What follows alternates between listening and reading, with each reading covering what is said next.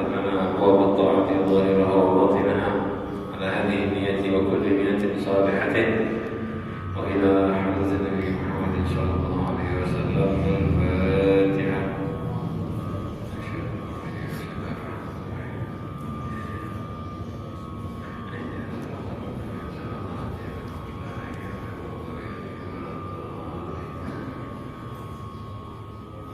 Bismillahirrahmanirrahim. Qala Rasulullah rahimahullah ta'ala wa nafa'ana bihi wa bi'ulumihi fid dharain. Ats-tsani an Anas radhiyallahu anhu an Nabi sallallahu alaihi wasallam fi mayrihi an rabbihi jalla an rabbihi azza wa jalla qala idza taqarraba al-'abdu ilayya shibran taqarrabtu ilayhi dhira'an إذا تقرب إلي ذراعا تقربت إليه باعا وإذا أتاني يمشي أتيته هرولا. رواه البخاري ومسلم. الحمد لله والشكر لله على نعم الله. Bersyukur kepada Allah atas segala nikmat-Nya. Kembali kita berkumpul bersama-sama kita membaca kitab Riyadhus Shalihin. Kita sudah sampai pada bab mujahadah, berjasa untuk selalu berupaya sekuat tenaga mendekatkan diri kepada Allah, mengerjakan perintah Allah. Hadis pertama yang kita baca adalah tentang amal-amal yang dijelaskan ibarat kata membuat kita jadi walinya Allah, seperti itu. Amalan biar jadi wali, tapi ini bukan amalan-amalan sembarangan. Yang wali yang dimaksud bukan wali yang bisa baca isi hati orang, bukan itu. Itu namanya keajaiban. Wali itu orang yang dipilih oleh Allah Subhanahu wa Ta'ala untuk mendapatkan ma'rifah khusus bagi Allah. Wali itu orang yang mengerjakan fardu sampai habis, lalu tidak berhenti mengerjakan sunnah sampai dia dicintai oleh Allah. Nah, kalau kita sekuat tenaga mengerjakan sunnah tanpa henti sampai dicintai oleh Allah Subhanahu wa Ta'ala, itu sebetulnya itu hakikatnya wali.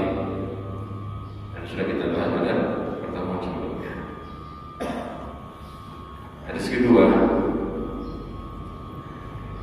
dari Sayyidina Anas bin Malik radhiyallahu anhu, sama-sama hadis qudsi.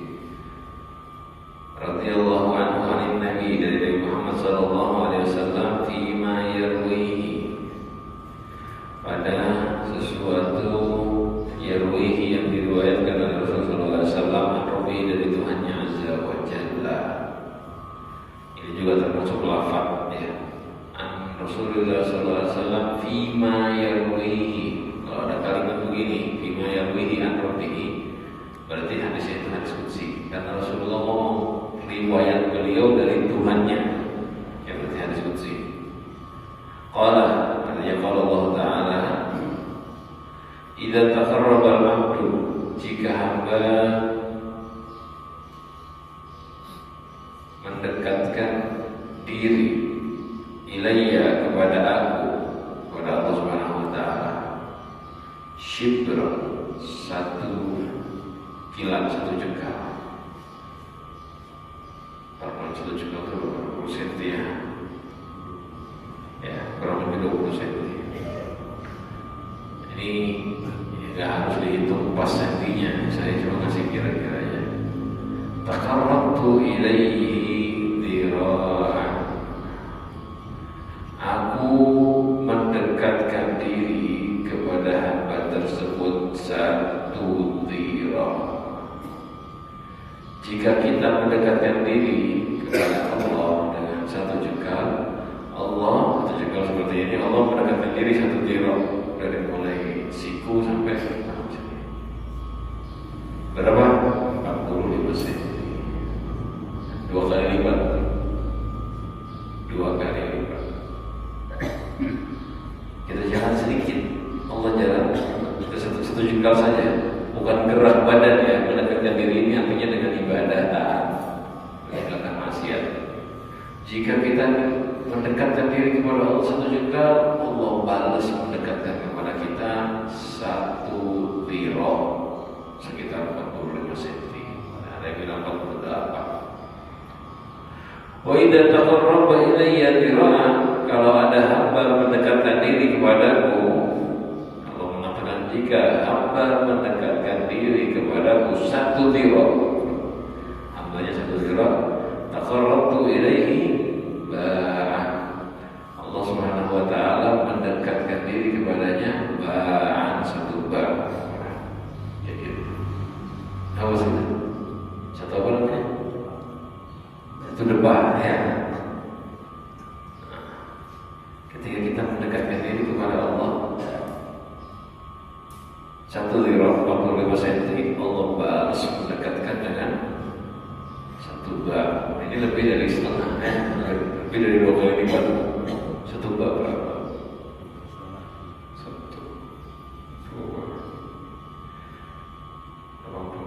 1 meter lebih ya. Ini saya hitung 4 lantai, sekitar 1 meter 650 cm. Jauh.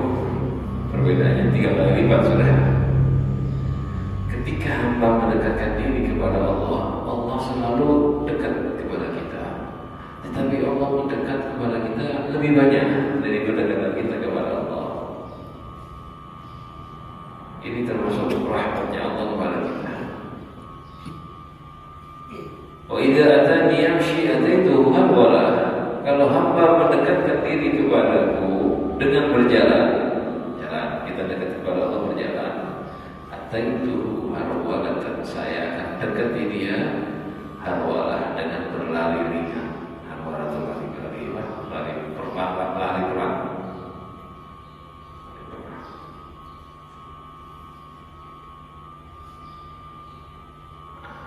Kita ini ketika mendekati orang biar cepat sampai, kan maunya orang tadi mendekat kepada kita ya.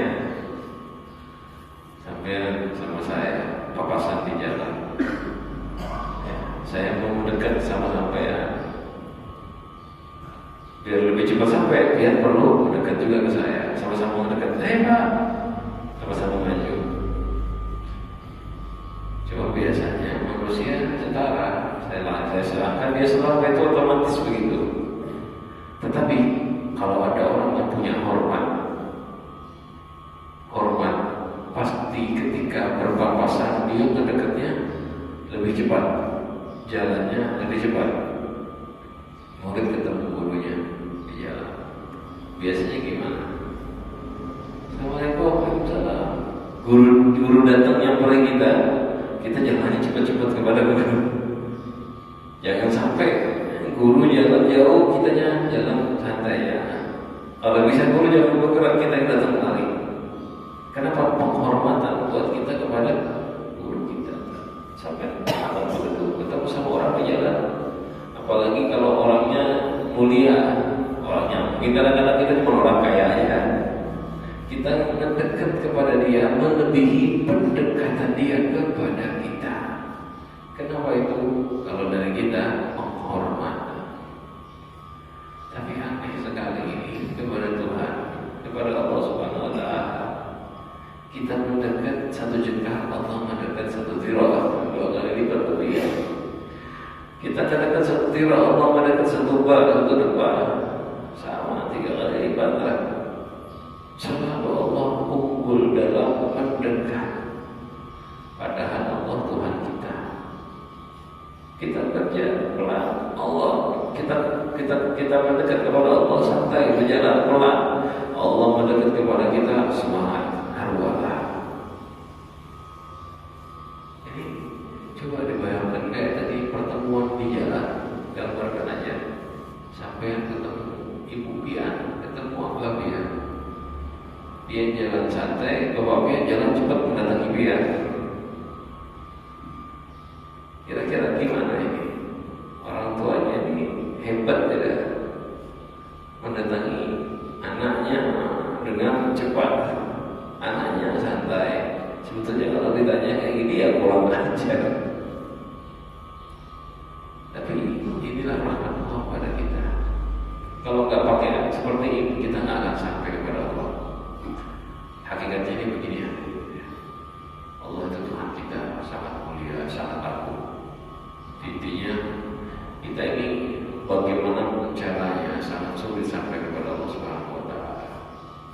yang bisa membuat kita sampai dekat kepada Allah. Tidak ada cara lain. Allah yang mendekat kepada kita. Kita nggak mungkin bisa dekat dengan Allah kecuali Allah yang mendekat kepada kita. Ada raja yang sangat hebat, atau kalau sekarang ya orang kaya yang sangat hebat tinggal di bangunan yang sangat tinggi. Adalah kesempatan kita mendekati raja tersebut. Sulit. Sampai mau mendekati presiden susah. Kenapa? Terlalu jauh. Derajatnya terlalu bisa, terlalu terpisah, terlalu jauh. Kecuali dia yang ngasih kesempatan kita untuk mendekat kepada dia. Baru presiden ngasih kode pas pampresnya, itu anak buah saya, itu kawan saya, biarkan mendekat. Beliau yang nyampernya kita, yang mendatangi kita, barulah kita bisa dekat. Kalau kita yang ngejar nggak sampai-sampai, susah. Berapa banyak itu teman-teman sekolahnya presiden misalnya, teman-teman akrabnya presiden, atau bahkan keluarganya nggak bisa ketemu kalau dia tidak mau mendatanginya. Kalau dia nggak mau mendekat, nggak bisa ketemu. Tapi kalau dia mau mendekati seseorang, baru akan bisa bertemu berhadapan. Nah, begitu juga hakikatnya. Nah, di sini mungkin sampai sering dengarkan ya, rahmatnya Allah kepada kita. Satu, Allah lebih mendekatkan diri, itu jelas artinya. Hikmah satu lagi, kita ini hamba nggak bisa sampai kepada Allah kecuali Allah yang mendekat kepada kita, yang bisa sampai. Oleh karena itu ada kalimat-kalimat seperti ini. Kita tuh usaha bagaimanapun juga akan mampu mendekat diri kepada Allah. Jangankan Allah, mendekat kepada Rasulullah aja susah sekali. Kalau bukan rahmat dan kasih beliau yang menyapa kita, nggak akan bisa kita mendekat dengan Rasul Sallallahu Alaihi Wasallam. Jangan Rasul, ulama aja sama sekarang susah. Apalagi yang ulamanya punya pengawal dan segalanya. Mau salaman aja ngalih, susah. Mau ketemu nggak bisa, daftar dulu, antri. Ya kan? Ada yang seperti itu, susah. Kalau nggak punya rahmat, jangan harap. Kita hanya berharap kasih sayangnya seseorang, baru kita bisa mendekat. Dan subhanallah, kasih sayang Allah kepada kita sangat istimewa. Hadirin, Allah itu Tuhan, bukan siapa-siapa, Tuhan. Tetapi Tuhan, cukup bayangkan ya, kita tak dekat satu jengkal, Tuhan mendekat satu tirol. Ini harusnya hamba langsung sadar diri, saya ini berarti tidak boleh lalai sedikit pun, karena saya jalan selangkah atau jalan 3 langkah setelah saya. Harusnya malu dia. Tapi memang ya begitu jalannya. Walaupun malu mau nggak mau, harus begini. Karena memang tanpa Allah mendekat kepada kita, kita tidak akan sampai kepada Allah. Dan akan bisa sampai kepada Allah. Nah, hadis ini ajakan untuk semangat. Bayangkan aja pokoknya, kayak saya tadi kasih gambaran tuh, kalau kita ketemu sama orang di jalan, saya sering ketemu sama kawan, sama teman, atau kadang-kadang ketemu sama misalnya kayak mantan, dia pernah belajar bareng sama kita, dia anggap kita itu ustadznya. Ketemu di jalan, kan kalau ketemu orang, semua kita datangin. Ketika saya nggak datang, dia datang gimana? Karena saya datang ke jalan, dia terasa saya nggak boleh jauh-jauh jalan, dia jalannya cepat. Dan begitu juga itu ada, kita ketemu sama orang, begitu juga saya ketemu sama guru saya. Ketemu sama guru saya jalan mendatangi guru. Guru otomatis juga sama, jalan mendatangi kita. Tapi kita harus, ya, kalau ada, jangan sampai guru datangi kita, jalannya banyakkan guru. Kita harus lebih cepat jalannya, harus lebih banyak mendekati guru kita. Kan itu ada. Nah, gambaran seperti ini. Ketika pihak ibadah, langsung bayangkan, saya berusaha mendekat kepada Allah. Allah lebih cepat mendekati kepada saya. Bagus, jangan walaupun pasti kalah. Cuma usaha dengan apa? Tambahin lagi ibadahnya, tambahin lagi ibadahnya. Bukan jalan ya, bukan disuruh lari-lari ke sholat, bukan. Yang sholat dulu Allah mendekat kepada kita, tambahin lagi. Setelah salam jangan cukup, tambahin lagi dan seterusnya. Ini nikmat yang agung ya, nikmat yang agung dari Allah Subhanahu wa Ta'ala. Asal itu hadis yang ketiga selanjutnya. An Ibnu Abbas radhiyallahu anhu, dari Sayyidina Abdullah bin Abbas radhiyallahu anhu, qala Rasulullah sallallahu alaihi wasallam, Rasulullah sallallahu bersabda, ni'matani maghbunun fihima katsirun minan nas, as-sihhatu wal faragh. Ada dua nikmat yang banyak tertipu, ya, banyak tertipu, kena curang. Fihima, dalam dua nikmat tersebut, katsirun minan nas, banyak orang. Ada dua nikmat yang banyak manusia tertipu, dicurangi oleh hawa nafsu, dicurangi oleh syaitan dalam dua nikmat tersebut. Apa itu nikmatnya? Sehatu wal faragh, sehat dan waktu luang. Waktu yang kita tidak mendapatkan gangguan. Ini nikmat besar. Nikmat besar. Kesehatan itu nikmat agung. Tapi kita diperdaya oleh nafsu, ya, ditipu oleh setan, sehingga waktu sehat kita terpakai untuk hal yang tidak berguna. Padahal sehat kita ini, kita ketika sehat, jalan kuat, berdiri kuat, pikiran masih tajam, lisan masih kuat mengangkat suara mengaji Al-Quran. Jadi kalau kita gunakan semua kekuatan kita, kesehatan kita ini untuk di jalan Allah, kita untung besar, untung besar. Tapi setan menipu kita. Makanya wabin itu artinya dicurangi sampai rugi. Kalau dalam perdagangan, ya, jual beli dengan kecurangan. Artinya dia beli sesuatu yang harganya nggak segitu, harganya 1.000 dijual 100.000 bisa, ditipu. Dia nggak dapat untung, malah dapat kerugian. Nah, itulah kesehatan kita. Kesehatan kita ini sama setan dan hawa nafsu ditukari dengan harga yang sangat murah. Harusnya sehat kita ini mahal.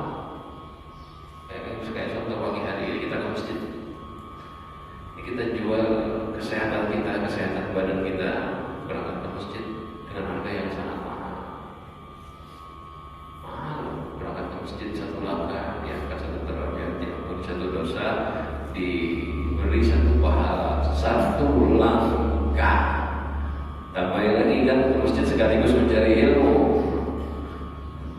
Jadi setiap langkah ini kita ke masjid berjalan di atas sayap malaikat karena mereka ridho. Dan kesehatan begitu mahal.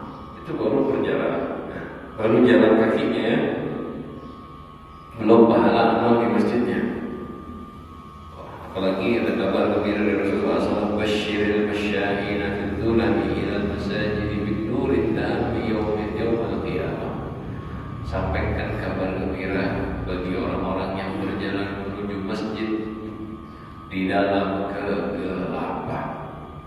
Artinya malam-malam sebelum subuh. Ada yang menafsirkan untuk qiyamul lail, ada yang menafsirkan untuk sholat subuh berjamaah. Dua-duanya sama. Yang mudah-mudahan kita semua dapat ini. Kasih kabar gembira orang yang belajar, orang yang berjalan di malam hari menuju masjid. Apa kabar gembiranya? Bin nurid tammi yaumal qiyamah, dengan cahaya sempurna di hari kiamat. Hebat kan? Jadi pagi hari ini kita ini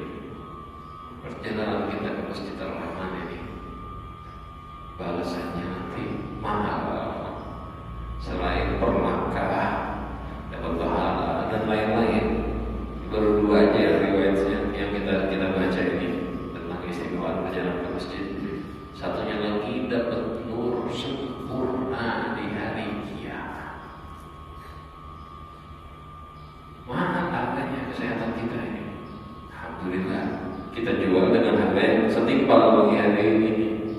Harganya pas, ada rugi, untung besar. Kalau kita dulu setan dan hawa nafsu tertipu, waktu kita, kesehatan kita ini kita jual dengan apa? Dengan tidur. Kita jual dengan tidur. Hasilnya apa? Tidur ini gak ada pahala apa-apa. Apalagi kalau tidurnya kelewatan subuh. Jadi begitu kesehatan kita, waktu luang kita kan waktu kosong ya. Badan sehat waktu kosong. Sayang sekali.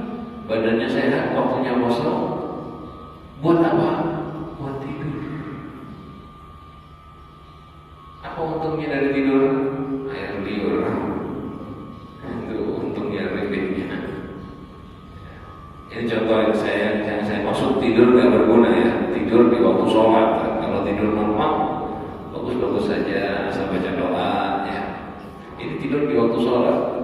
Harusnya pagi kayak gini ke masjid sholat berjamaah, tapi untung besar. Waktu cuma berapa? 4:30 sampai jam 6. Aku tak begitu dulu ya. 1 jam setengah. 1 jam setengah. Tapi kita dapat untung. Gak usah ditanya, banyak sekali. Salat sunnah qabliyah subuhnya tadi itu pahalanya kayak sedekah dengan bumi dan seisinya. Sedekah dengan bumi dan seisinya. Coba yang tidur bangunnya jam 7 pagi kelewat subuh, dapat apa dia? Ya, dapat tidur. Harganya berapa? Apa yang keuntungan apa yang dia dapat dari tidurnya dia? Sehatnya, waktu luangnya habis dijual hanya untuk tidur. Tadi cuma dapat badan, hilang ngantuk dan keluar air liur. Malah kadang-kadang tidurnya bayar loh ya. Kan tidur ini kita bayar loh. Sampai tidur dia ada biayanya, biaya kipas angin, yang pakai AC biaya AC. Apalagi tidurnya di hotel bintang 5 mahal apa? Per jam sekian. Sehat dan waktu luangnya dijual dengan harga yang murah, malah kadang-kadang bayar.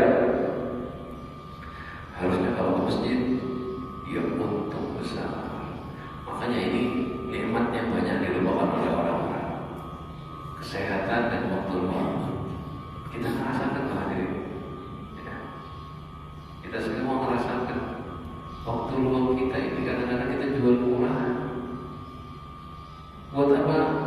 2-3 jam kosong di siang hari dijual, ibarat kata begitu kan? Dihabiskan buat apa?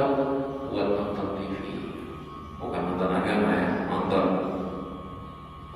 berapa namanya? Ilmu. Enggak, nonton hal yang sia-sia. 1 jam, 2 jam, atau 3 jam kita buat hal yang sia-sia. Berarti umur kita tuh 3 jam berkurang, terbuang kosong sia-sia. Betul. Rugi nggak kita? Rugi. 1 jam, 2 jam, naudzubillah, bukan terbuang sia-sia ini. Diisi dengan duduk berbicara yang tidak berguna atau maksiat. Pagi-pagi ada waktu kesempatan kosong, ibu sekaligus belanja, sekalian ngerumpi, baca, ngobrol sama kawannya 10 menit atau 1,5 jam. Ngomong sama teman tapi ngomongnya ghibah. Yang bapak-bapak berangkat ke kantor, biasanya bapak ghibahnya late night, tengah malam. Kalau ibu pagi-pagi, karena bapak-bapak dapat kabar terlambat, ibu lebih duluan. Makanya pagi-pagi subhanallah bisa aja dapat kabar. Yang laki-laki dengar dari istri, malam baru ghibah. Terbuang waktu 1-2 jam. Buat apa? Bukan hal yang sia-sia, bukan hal yang dilarang. Hal yang dilarang yang kan sangat disayangkan. Orang cerdas itu yang sangat pintar. Ini urusan dunia dulu. Dia gak akan membuang waktunya sia-sia. Karena ada kaidah kan, ada kaidah dunia dia. Waktu adalah uang, time is money. Waktu adalah uang. Jangan sampai waktu saya terbuang tanpa ada keuntungan di situ.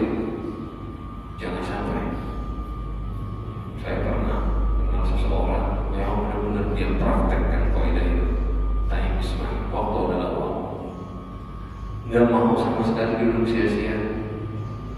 Dia Ustaz, cuman ngajar selesai, sisanya habis mencari duit.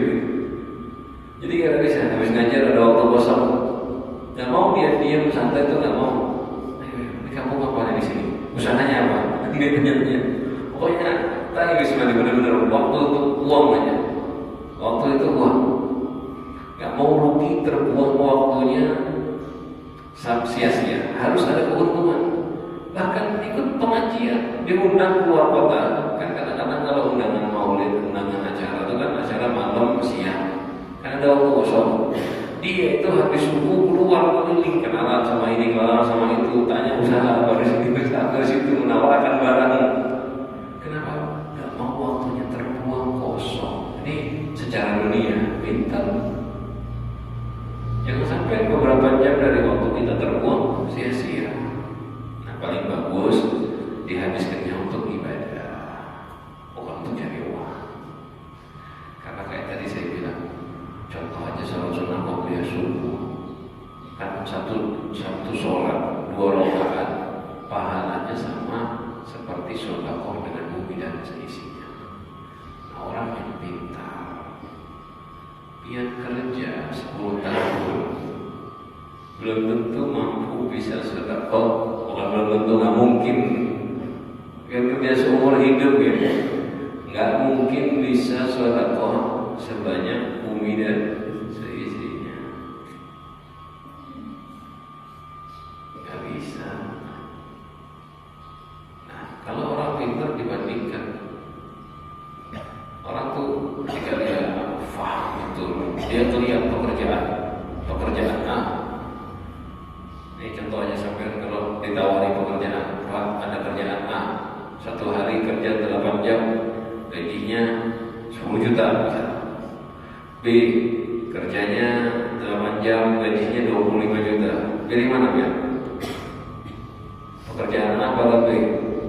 Yang gajinya 10 atau gajinya 25 juta? Pasti kita pilih yang gajinya 25 juta. Sama-sama 8 jam, ini 10 25 juta. Mendingan saya pilih yang 25 juta. Harus begitu. Kalau dia nggak milih itu berarti dia ada masalah. Waktu sama. Ya, waktunya sama-sama terbuang, kesehatan sama-sama terpakai di situ. Beda gaji. Ya kalau orang pintar ngambil 8 jam mendingan yang gajinya besar.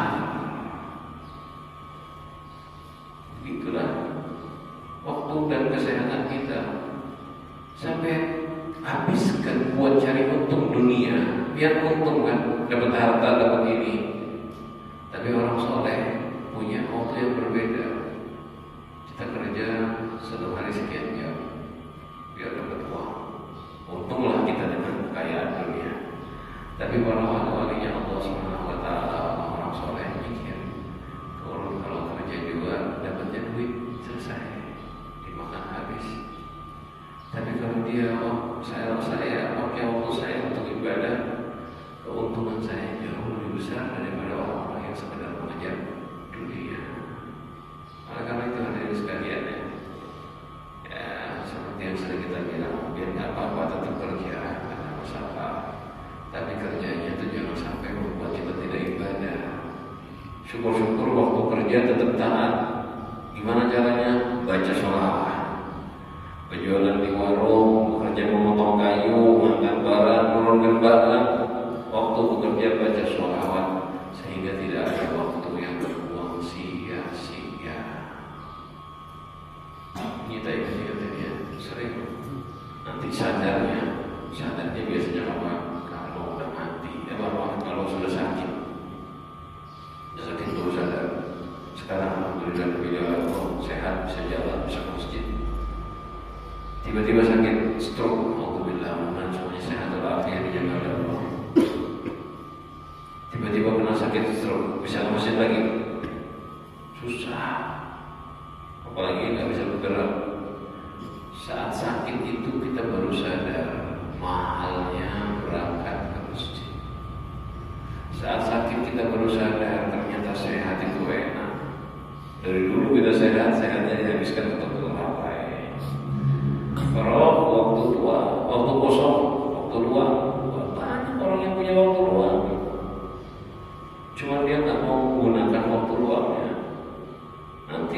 dosanya, tiba-tiba sibuk total, nggak bisa apa-apa. Waktu luang itu nikmat hadirin, nikmat. Tetapi banyak dari kita lupa akan waktu luang tersebut. Dihabiskan buat apa? Buat hal yang sia-sia. Sayang, kita harus punya benar-benar atau harus menggunakan waktu luang kita buat ibadah. Dan seringnya kita biasanya kalau waktu kosong dihabiskan sia-sia. Ini kebanyakan manusia zaman sekarang begitu. Makanya Rasulullah bilang katsirun minan nas, banyak orang yang tertipu. Berarti yang sadar yang bisa pakai waktu kosong untuk ibadah sedikit. Kebanyakan tidak bisa, karena mereka melihat kesenangan yang sesat. Rawahul Bukhari, hadis riwayat Imam Bukhari. Ini banyak orang yang tertipu di sini. Kecuali siapa? Sedikit orang yang diberikan Allah Subhanahu wa Ta'ala. Jadi gunakanlah sekuat tenaga, masa sehat dan waktu luangnya hanya untuk taat kepada Allah Subhanahu wa Ta'ala. Seperti siapa? Seperti Nabi kita Muhammad sallallahu alaihi wasallam. Ini dia hadis terakhir, hadis keempat dari Sayyidatuna Aisyah radhiyallahu anha. Anna Nabiyya, beliau mengatakan sesungguhnya Nabi Muhammad sallallahu alaihi wasallam kana yaqumu min al-laili hatta tatafattara qadama.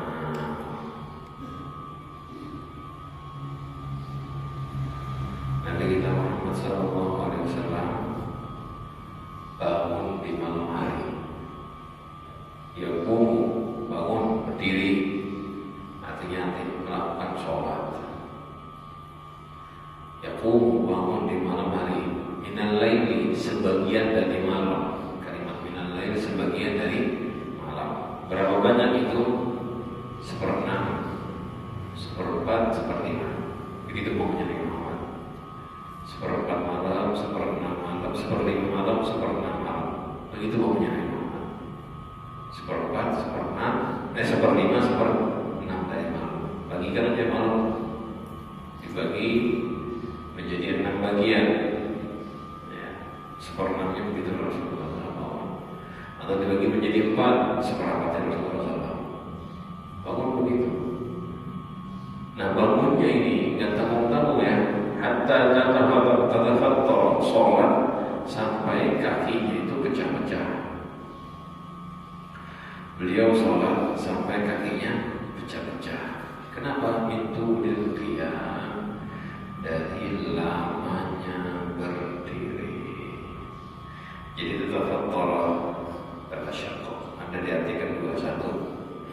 Orang kalau kelamaan berdiri kan kaki kapalan, ya, sampai pecah-pecah. Berdirinya di tempat yang keras. Begitulah Rasulullah berdiri di dalam sholat. Ada riwayat yang lain, Bukhari juga, ya, hatta tawarramat, sampai kram kakinya. Warung itu artinya kram, semutan. Kenapa? Kelausan berdiri. Ya, kalau berdiri kaki kram kira-kira berapa lama? Yang sehat-sehat pernah lah dia berdiri sampai kaki kram? Pernah? Ini berdiri sampai kaki kram itu waktunya lama nih. Lebih dari 1 jam, 2 jam berdiri ya, sampai kaki kita kram itu lawas. Ini saya nggak ngomong orang yang sakit, ya kurang 5 menit aja kram kaki ini.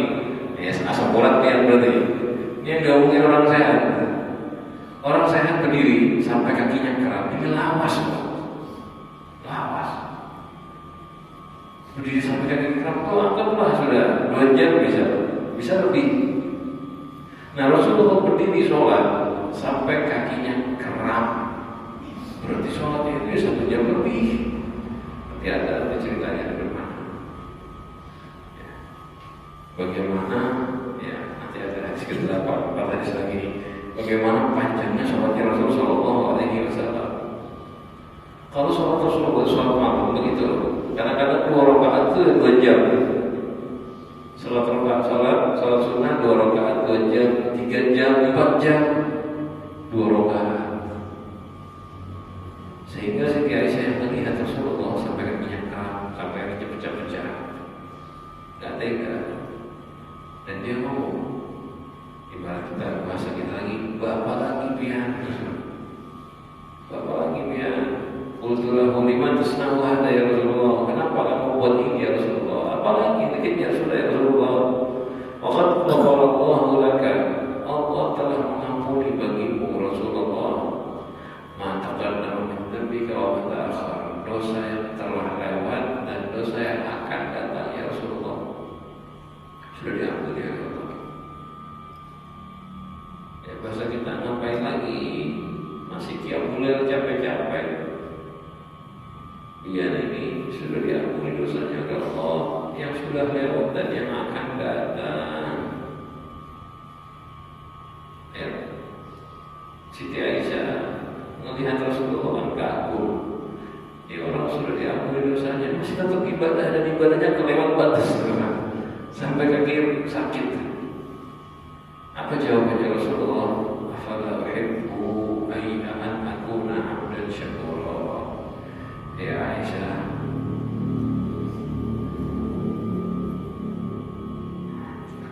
masa saya gak boleh senang menjadi hamba yang pandai bersyukur? Kenapa masih qiyamul lail sampai lawas begitu? Kan dosa udah gak ada. Ini sholat bukan karena pengampunan dosa, bukan karena minta maaf dari dosa. Ya, Rasulullah tahu dirinya sudah diampuni oleh Allah. Tetapi sholat ini sebagai keinginan beliau menjadi hamba yang bersyukur.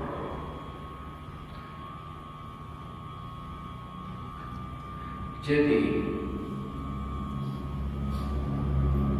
beliau ini sholat qiyamul lail untuk apa? Bersyukur kepada Allah.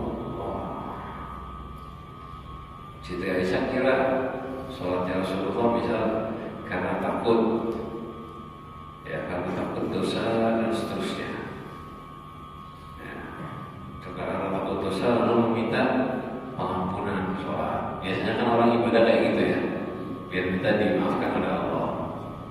Ternyata tidak, sudah tahu, sudah paham diampuni oleh Allah, cuma tetap ibadah karena ingin menjadi hamba yang bersyukur. Ingin menjadi hamba yang bersyukur. Kita ini hadir maulid sekali, Ustaznya ceramah, yang hadir di sini insya Allah diampuni seluruh dosa dan kesalahannya. Amin. Pulang ke rumah santai aja yuk, kita ketemu bulan Rajab nanti di masjid. Ya, maulid ke masjid, pulang masjid, pulang dulu lah, ketemu lagi bulan Rajab. Berpisah saja nggak kenapa? Karena diampuni dosa udah ampun Ustaz. Ibadah sedikit, harapannya ekspektasinya terlalu besar. Dan memang benar pahala besar. Cuma kita nggak ada semangat. Kalau Rasulullah sudah dapat jaminan ada, diampuni semua dosanya, tapi tetap rajin ibadah. Kan sangat nggak pantas ya. Kalau ada orang sholat, ada orang muslim belum dapat jaminan dan gak ada yang dapat jaminan. Apalagi zaman sekarang gak ada yang dapat jaminan, karena yang menjamin Rasulullah saja. Gak ada jaminan masuk surga, gak ada jaminan diampuni. Tapi dengan santainya kita meninggalkan ketaatan. Kenapa kada sholat? Kenapa gak ngaji lagi? Kenapa enggak banyak-banyak i'tikaf di masjid? Alasannya cukup sudah.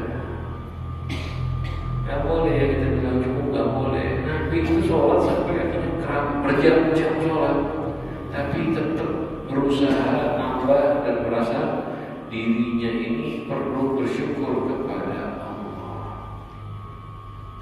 Kita ini ya Allah, kita ini kalau mengkoreksi diri kita benar-benar ya kayaknya hamba yang kurang ajar. Gak ada usaha sama sekali mendekatkan diri kepada Allah Subhanahu wa Ta'ala. Usahanya malas-malasan, sholatnya kayak gitu. Sholat kita ini gimana coba? Semua tahu sholat kita ini sembarangan. Sholat kepanjangan, malas.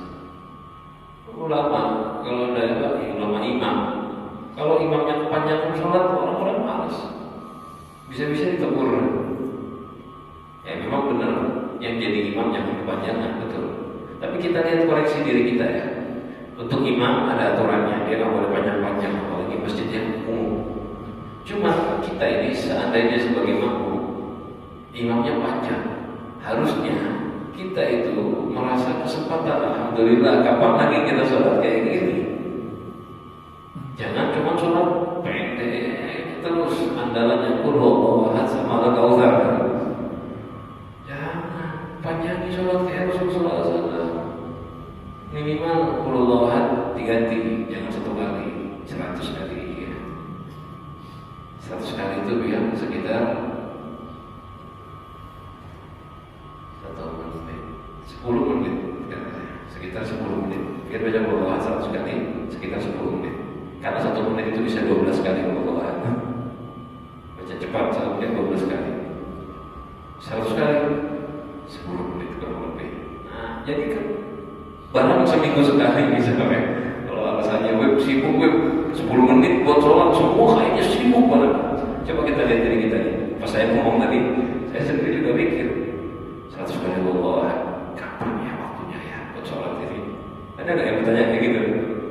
Kapan ya waktunya buat sholat? Biar bisa bawa 100 kali rakaat pertama dan rakaat kedua. Langsung berpikir, lo waktu ngomong tadi berpikir kapan waktu yang pas nanti? Kaget tuh, kenapa masih pikir waktu yang pas? Semua waktu pas loh ini. Semua waktu pas. Ini udah saya diri sendiri ya. Ketika ada ajakan untuk ibadah macam ini, nafsu langsung mikir kapan waktu yang pas, kapan waktu luang. Waktu kita ini luang semua. Coba kalau ada teman ngajakin, ayo kita berjalan petol. Ada waktu nggak gitu? Langsung kosong waktunya. Kita jalan-jalan ya, kosong. Atau ada bunyi handphone, ada bisa masuk, ngirimkan video. Kan ketahuan menitnya berapa? Keluar 25 menit kadang-kadang. Keributan antara Rusia dan Ukraina memanas. Tulisannya 25 menit. Langsung kosong waktu kita. Ya, 25 menit. Kita baca dulu ayat tadi. Sudah lebih dari 300 kali, 250. Kalau buat 10 ahad, ada waktu 25 menit habis ini salat subuh. Apa salat sunnah habis ini, isyraq salat sunnah. Rakaat pertama 100, rakaat kedua 100. Ya, udah 20 menit itu salatnya. Ada waktu susah. Kayaknya habis waktu kita sudah ya. Ya habis waktu kita. Tapi kalau ada waktu buat baca pesan-pesan yang berguna di media sosial, kayaknya kita ini pengangguran, kosong langsung waktu kita.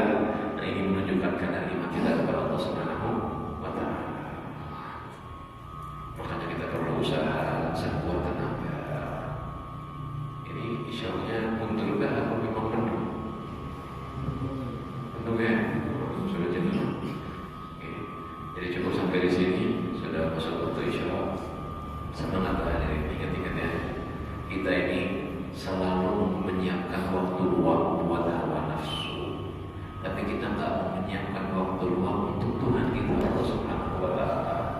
Hamba macam apa kita? Mari bersama-sama kita koreksi diri kita, kita semangati diri kita beribadah kepada Allah Subhanahu wa Ta'ala dengan sekuat tenaga, sebagaimana Nabi Muhammad SAW bangun dia mulia sampai kakinya kram. Kita paling tidak mengikuti beliau, walaupun hanya dengan beberapa ratus wawahat kita bangun dia mulai menyembah Allah Subhanahu wa Ta'ala. Mudah-mudahan waktu kita ditakdirkan oleh Allah dihabiskan untuk taat dan dijauhkan dari kemaksiatan. Waktu kita dihabiskan untuk hal-hal yang menyenangkan Allah dan Rasulullah, hal-hal yang membuat kita sukses di akhirat.